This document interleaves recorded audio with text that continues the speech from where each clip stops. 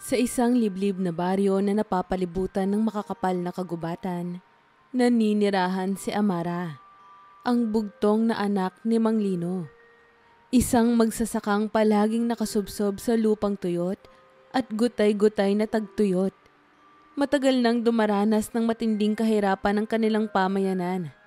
Ang mga pananim ay hindi na sumisibol. Ang mga ilog ay tila isinumpa, sapagkat tuyo at basag-basag na ang mga dating umaagos na batis. Anak, wag na wag kang lalapit sa gubat ng hiwaga. Mariing bili ni Mang Lino habang inilalatag ang konting ani nila sa hapagkainan. Mulat sa pol, wala pang bumalik ng buo mula roon. Tumango si Amara, ngunit sa loob-loob niya may kumakapit na kaba at desperasyon. Araw-araw niyang nakikita ang kanyang mga magulang na unti-unting bumabagsak ang katawan sa pagod, pati na rin sa gutom. Hindi niya kayang manood na lamang.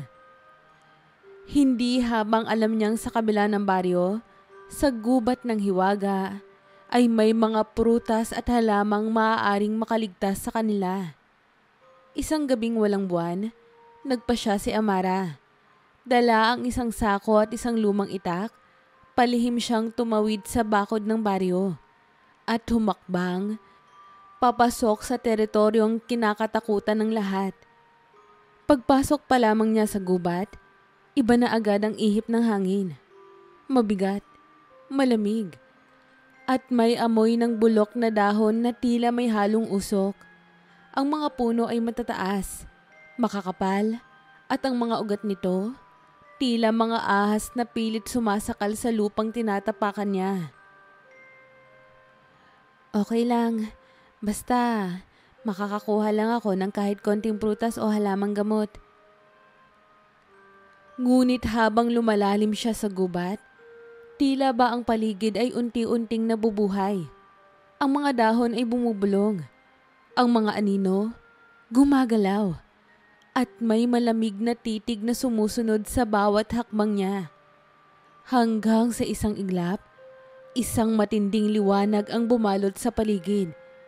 Mula sa harapan niya, lumitaw ang isang nilalang. Isang lalaki. Ngunit hindi ordinaryo. May balat siya na kumikislap sa ilalim ng buwan. Buhok na parang hinabi mula sa mismong liwanag. At mga mata na tila bumabalot sa iyo ng hiwaga at panganib. Anong ginagawa ng isang tao sa aking kaharian? Malamig, ngunit makapangyarihang tanong ng nilalang. Hindi agad nakapagsalita si Amara. Tila napako siya sa lugar. Ang nilalang na ito, hindi tao, kundi isang engkanto. Isa sa mga binabalot ng alamat at babala. Lumalaban lang po ako para sa buhay namin. Kailangan ko pong makahanap ng makakain. Nanginginig niyang sagot. Bahagyang lumambot ang anyo ng engkanto. Ngunit sa ilalim ng kanyang malamlam na paningin, may apoy ng galit at lungkot. Alam mo ba, na sa bawat hakbang ng tao dito, isang bahagi ng kagubatan ang namamatay. Ang lahi niyo ang siyang dahilan ng pagkabulok ng mundong ito. Patawad po, hindi ko po layuning manira. Hindi ko po alam. Isang katahimikan ang namayani. Sa gabing iyon, nagtagpo ang dalawang mundo. Isang desperadong anak ng magsasaka at isang nagdadalamhating tagapangalaga ng kalikasan. Ang pangalan ng engkanto, Elian. Isang tagapagmana ng sinaunang lahi ng mga tagapangalaga ng kalikasan. Bawal sa kanilang batas ang makahilobilo sa tao.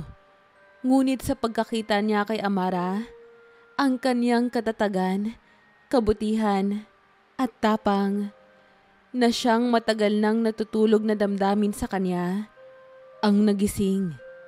Walang salita, lumapit si Elian at inilapat ang kanyang palad sa isang patay na puno. Sa isang kisap mata, sumibol ang lunti ang dahon at namulaklak ang kahoy. Lumikha siya ng isang sako ng prutas at halamang gamot para kay Amara. Sapat para sa buong baryo. Ngunit bago niya ito iabot, may kumislot na kakaiba sa hangin. Isang piraso ng mahika ang lumundag mula kay Elian patungo kay Amara. Isang selyo. Isang hindi sinasadya ngunit matinding kapangyarihan ng engkanto na magbubukas ng mga pintuang hindi na nila mababalikan. At sa gabing iyon, kahit hindi pa nila alam, isinulat na ang unang pahina ng isang kwento ng pag-ibig, panganib at himala na babago sa kapalaran ng kanilang mundo. Pagbalik ni Amara sa baryo, dala niya ang mga prutas at halamang gamot na binigay ni Elian. Tulad ng inaasahan, ikinagulat ng lahat ang biglaang pagbabago sa kanilang kalagayan. Ang mga may sakit ay gumaling. Ang mga gutom, nabusog. At tila nagbalik ang pag-asa sa dating lupang inakalang isinumpa na. Ngunit sa gitna ng kasiyahan, si Amara ay nababalot ng hindi maipaliwanag na pangungulila. Tuwing pipikit siya, ang mga mata ni Elian ang nakikita niya. Malamlam, ngunit makapangyarihan. May lihim na hinahanap sa kanya. Ilang gabi matapos ang kanyang pagbalik, habang siya ay natutulog, isang malamig na simoy ng hangin ang pumasok sa kanilang kubo. Sa kanyang panaginip, o marahil sa isang kakaibang realidad, muling lumitaw si Elian. Nakasuot siya ng mahabang kasuotang hinabi sa mga sinag ng buwan. At ang kanyang anyo, wala ni anino ng puot o galit, tanging kalungkutan at pagnanais. Lumalalim ang koneksyon natin, Amara. Bulong ni Elian habang inilalapat ang palad sa dibdib ng dalaga. Ang ating kapalaran ay pinag-ugpong at wala na tayong magagawa kundi sundan to. Hindi maipaliwanag ni Amara kung bakit hindi siya natatakot. Sa halip, naramdaman niya ang matinding kapayapaan. Isang uri ng pagnanasa na kailanman ay hindi niya pa naranasan.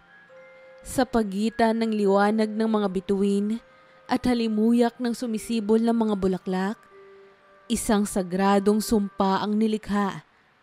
Isang halik, isang selyo ng pagmamahal sa pagitan ng tao at ng engkanto.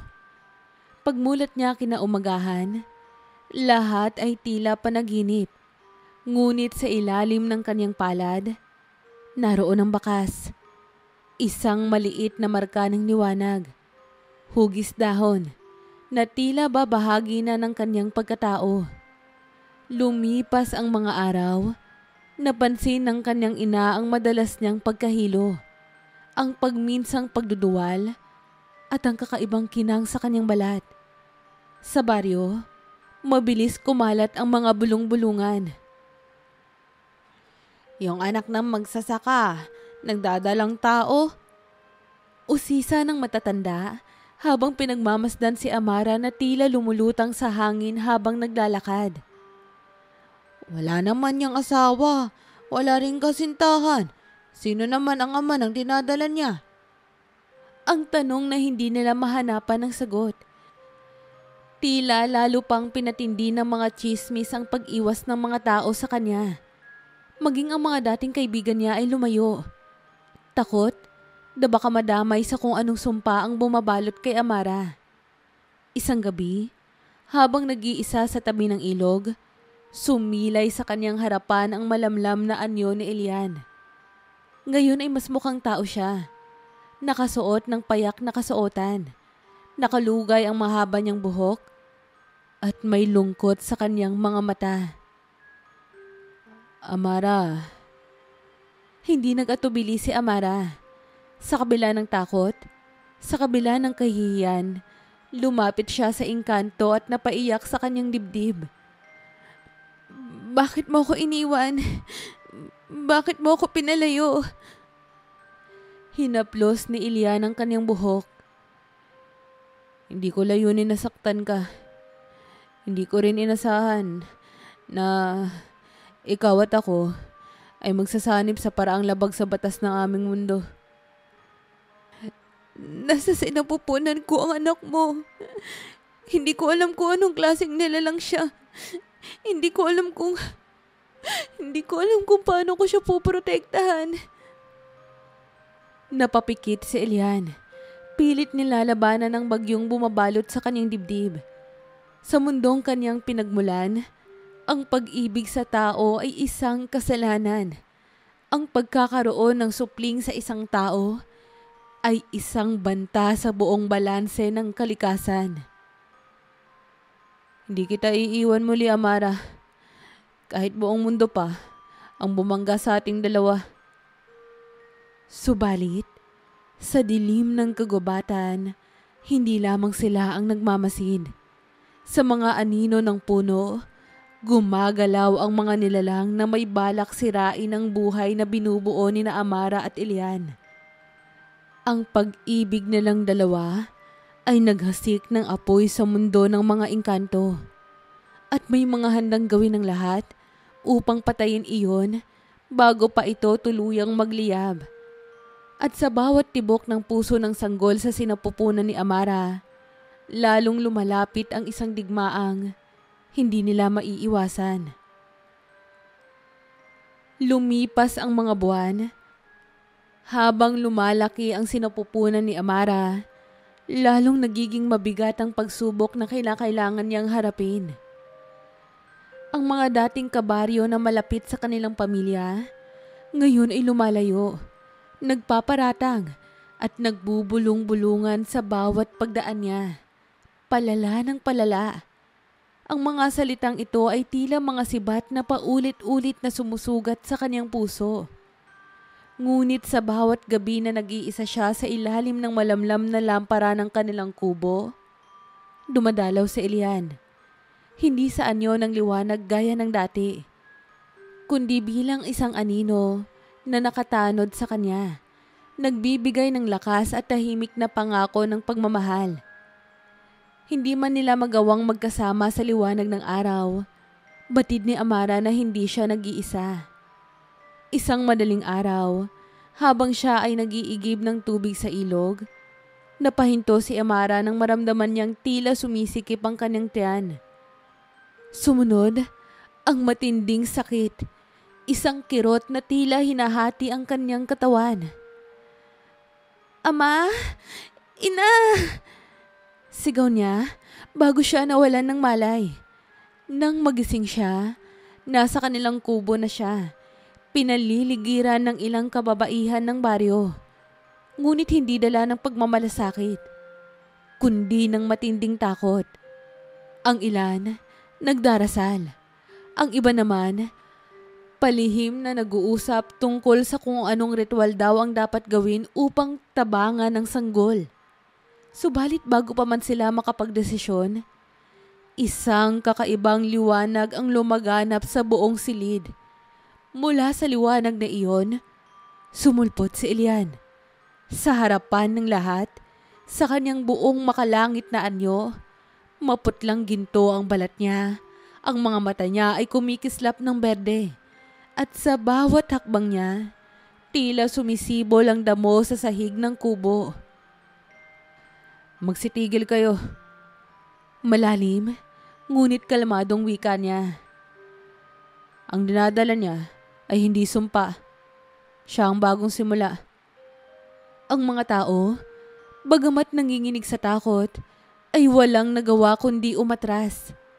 Lumapit si Elian kay Amara. Inabot ang kanyang kamay at tinulungan siyang huminga ng maayos. Sa pagsasanib ng lakas ng dalawa, isang huling pagsigaw ng sakit at isang malakas na pag-iyak ang pumuno sa buong kubo. Isinilang ang isang sanggol, isang batang babae. Ngunit kakaiba ang sanggol. Sa kanyang balat, may banayad na kumikislap na marka ng isang dahon sa balikat. Ang kanyang mga mata, bagamat bagong bukas, ay may lalim na tila ba matanda na ang kanyang kaluluwa. Pinangalanan siya ni Amara ng Sari, na nangangahulugang bunga ng pag-asa. Ang mga matatanda ng baryo na dati ay puno ng takot, nakaramdam ng isang kakaibang katahimikan sa presensya ng bata. Ang sanggol ay hindi nagdadala ng kapahamakan.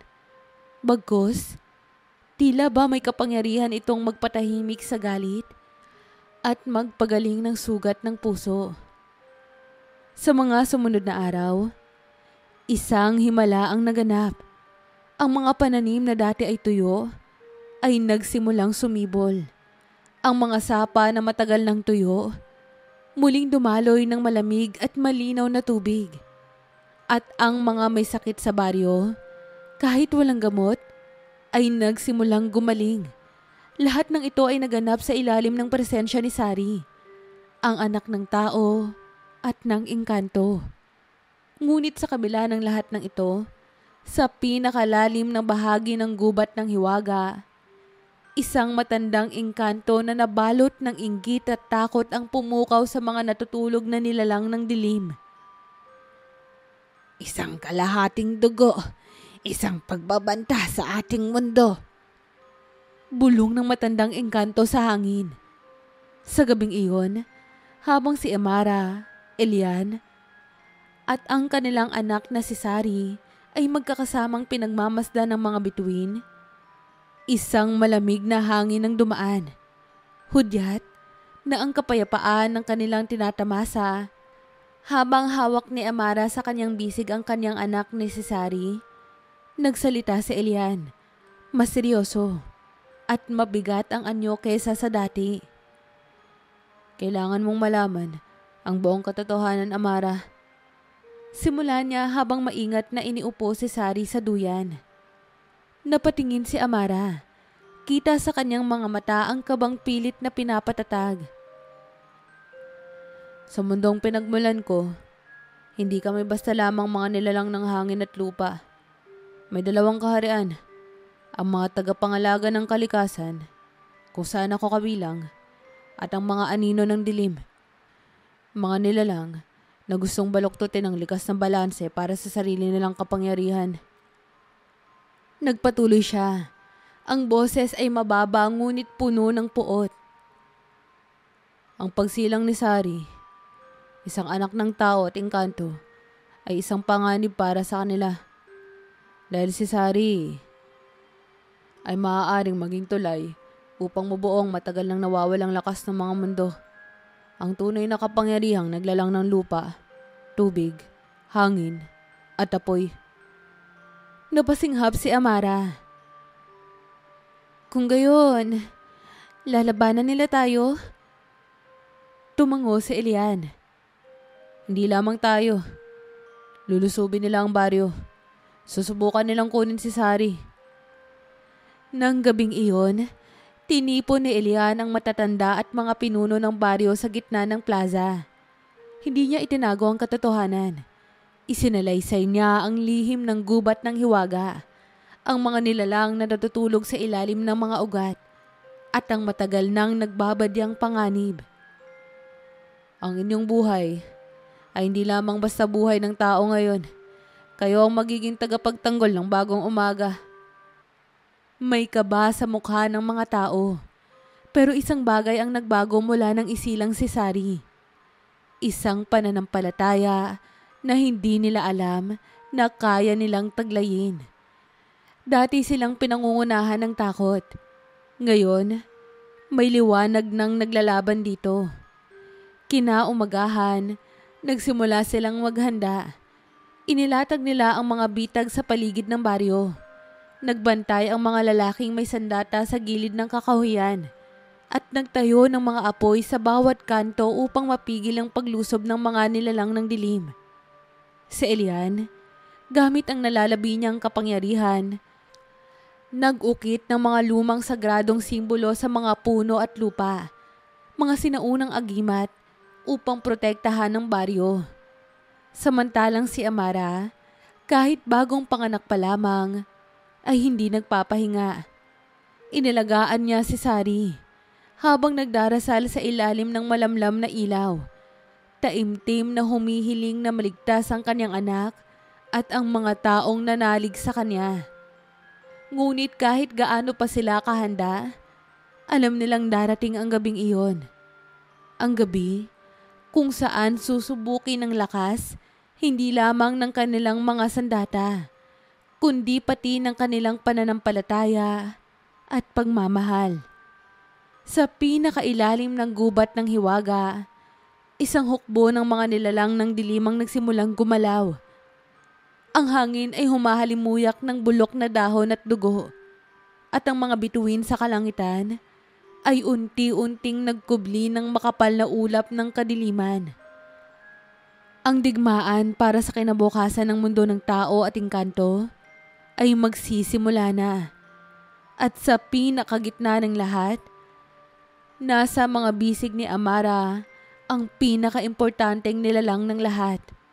Si Sari, ang batang magbubukas ng bagong umaga. O hindi kaya magiging sanhi ng pagkawasak ng dalawang mundo. Pagsapit ng hating gabi, sa gitna ng baryo na puno ng apoy sa bawat sulok, dumating ang inaasam-asam ngunit kinatatakutang sandali. Mula sa gubat ng hiwaga, sumulpot ang mga nilalang ng dilim. Mabibilis silang gumalaw. Ang ilan ay mukhang mga baluktot na anino. Ang iba naman, may hugis halimaw na maitim na balat at nanilisik na mga mata. Sa bawat hakbang nila, nanlulumong natutuyo ang mga dahon at ang hangin ay nagiging mabigat, parang malalagkit na usok.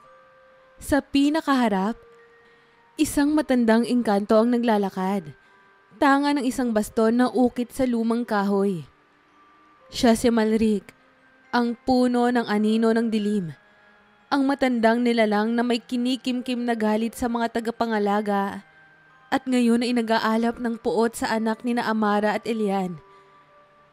Ilabas ang kalahating dugo, bulong ni Malric, ngunit dinig ng buong baryo ang kanyang malamig na tinig.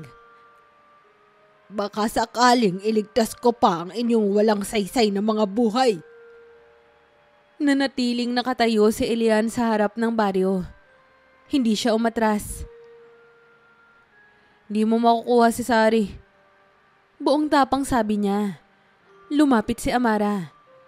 Bit-bit si Sari, nabalot sa kumot na hinabi mula sa sinag ng buwan na ibinigay ni Elian. Sa kabila ng takot, hindi siya umalis sa tabi ng asawa. Kung kailangan naming lumaban para sa anak namin, lalaban kami. Matatag niyang sambit. Sumumbalat ang halakhak ni Malric. Isang tunog na parang pagkasira ng daan-daang mga puno. Sa isang iglap, kumilos ang mga nilalang ng dilim. Sumugod sila sa baryo. Mabibilis, parang mga multo sa hangin. Ngunit hindi sila nakalapit agad. Sumiklab ang mga sagradong agimat na inukit ni Elian sa paligid ng baryo. Umapoy ang mga hangganan ng lupa at bumangon ang mga punong kahoy. Humaharang sa bawat nilalang na lalapit. Ang mga kalalakihan ng baryo, na dati ay walang alam kundi ang magbungkal ng lupa, ngayon ay may hawak na sibat, pana at mga sulo. Sumigaw sila sa tapang na hindi nila inakalang kaya nilang taglayin. Sa gitna ng labanan, umalingaw-ngaw ang tinig ni Elian. Amara, kailangan nating ipagsama ang ating lakas. Sigaw niya habang pinapalayas ang isang nilalang ng dilim gamit ang kapangyarihan ng hangin. Tinungo ni Amara si Elian. Hawak si Sari sa kanyang mga bisig. Isang matinding liwanag ang biglang bumalot sa kanilang dalawa. Galing mismo sa maliit na batang natutulog sa kanyang dibdib. Sa isang iglap, bumalot sa paligid nila ang isang liwanag. Ang mga nilalang ng dilim na lalapit ay nasusunog. Ang anino ni Malric ay napaatras. Imposible! Sigaw ni Malric. Napapaatras habang pinagmamasdan ng sanggol na nagliliwanag sa liwanag ng buhay at pag-asa. Habang humihigpit ang labanan, ang mga tao ng baryo ay hindi na umatras. Tinulungan sila ng kalikasan mismo. Ang mga puno ay kumakapit sa mga nilalang ng dilim. Ang lupa ay bumubuka at nilalamon ng mga sumasalakay. Sa gitna ng kaguluhan, dumiretso si Malric kay Amara. Sa huling pagtatangka niyang agawin si Sari, ngunit bago siya makalapit, isang matinding liwanag ang sumabog mula sa maliit na palad ng bata. Hindi sumigaw si Sari. Hindi siya umiyak. Bagkus, nakatingin siya kay Malric. Isang inosenteng tingin. At mula sa kanyang mga mata, sumiklab ang malinis na mga apoy. Hindi apoy ng pagkawasak, kundi apoy ng paghilom. Sa harap ng lahat, si Malric ay unti-unting naglaho. Hindi sa apoy ng galit, kundi sa pagkatunaw ng lahat ng kanyang puot. Pagkatapos ng matinding pagsabog ng liwanag, bumalik ang katahimikan. Wala na ang mga nilalang ng dilim. Ang baryo ay ligtas at sa gitna ng plaza, nakatayo sina Amara, Elian at si Sari, ang bagong umaga ng dalawang mundo. Ang mga tao ay lumapit sa kanila, hindi na may takot, kundi ng may paggalang at pananabik. Lumuhod si Mang Lino, hawak ang sombrero sa dibdib niya, at yumuko, isa-isa. Sumunod ang lahat ng tao sa baryo. Salamat sa pagbibigay sa amin ng bagong pag-asa. Bulong niya. Si Elian at Amara ay nagkatinginan. Pagod, sugatan, ngunit may hawak na pag-asa sa mga kamay nila. Sa wakas, natupad nila ang ipinangakong protektahan ng kanilang anak at ang mundo na kanilang minahal. Ngunit sa kabila ng tagumpay, alam nilang simula pa lamang ito ng isang mas malaking paglalakbay. Ang pagbuo ng isang bagong buhay kung saan magkasamang mamumuhay ang tao at engkanto. Hindi na sa takot, kundi sa pagkakaisa. Makalipas ang labanan, tila muling isinilang ang baryo. Ang mga sapa ay dumaloy ng mas malinaw kaysa sa dati. Ang mga puno, yumabong na may makakapal at malulusog na dahon. At ang lupa ay nagbigay ng pinakamasaganang ani na natikman ng sino man sa kanilang lahi. Hindi nagtagal, isang kakaibang seremonya ang inihanda sa gitna ng bagong umuusbong na pamayanan. Sa ilalim ng pinakamatandang puno ng gubat ng hiwaga, isang higanteng punong akasya na sumaksi sa lahat ng digmaan at tagumpay, nagtipo ng lahat upang saksihan ng isang pag-iisang dibdib na hindi kailanman inakalang magaganap. Si Elian, ang prinsipe ng mga tagapangalaga, at si Amara, ang anak ng isang simpleng magsasaka, ay naglakad sa gitna ng mga bulaklak at mga talutot na inihasik ng mga batang nagniningning ang mga mata sa saya. Kasama nila si Sari, nakadamit ng habing puti, at may maliit na korona ng bulaklak sa kanyang ulo. Hawak ang kamay ng kanyang ama at ina. Ang hangin ay malamig ngunit banayad, habang ang liwanag ng araw ay tila ginintuan na sumasalamin sa mga luha ng ligaya na pumapatak mula sa mga mata ng matatanda. Mismong ang pinakamatandang tagapangalaga ng baryo, si Aling Mirasol, ang nagbasbas sa kanila. Sa ngalan ng bagong mundo, ng lupa, hangin, apoy at tubig, ipinagkakaloob ko sa inyo ang pag-ibig na walang hangganan. Wika niya habang itinali ang kanilang mga kamay ng ilang pilas ng tela na hinabi mula sa unang tanim ng bagong ani. Sa unang halik ni na Elian at Amara bilang mag-asawa, isang malamlam na pagsabog ng liwanag ang umalimbukay mula sa paligid nila. Hindi malakas o nakasisilaw, kundi banayad at payapa, na tila ba tinatatakan ng kalikasan mismo ang kanilang pagmamahalan. Pagkaraan ng kasal, sa tulong ni Elian, Amara at ng mga matatanda ng baryo, itinayo ang isang bagong kasunduan. Isang simbolo ang itinayo sa gitna ng baryo. Na hinabi mula sa kahoy ng matandang akasya at pinatungan ng gintong dahon. Nakaukit dito ang mga salitang, sa pagkakaisa ng tao at engkanto, sumibol ang bagong umaga. Hindi lamang ang baryo ang nagbago. Sa pagdaan ng mga taon, dumami ang mga sanggol na ipinanganak na may bahid ng kakaibang ganda. Ang ilan ay may mata na kumikislap gaya ng mga bituin.